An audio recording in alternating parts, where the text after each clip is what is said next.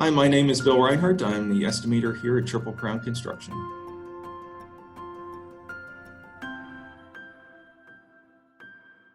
Project managers should take care of several things when they're preparing for a renovation. The first thing that I would do would be to go and meet with the team on site, go and meet with the general manager, the director of engineering, the team that you'll be working with on site. Get to know them, get to know the constraints of the building, get to know the challenges that they expect, find out what they expect out of the renovation, find out what success means to them. They should be able to define how they want the project to start and progress, and want to do your best to maintain that at all times, so that they know what to expect from you as project manager, what to expect from your team, the general contractor team, and what the project manager should expect from the general manager and the hotel as well. Each one of the hotels is unique in their challenges. Every one of the teams expects something a little different. It might be logistics, it might be VIPs coming in, it might be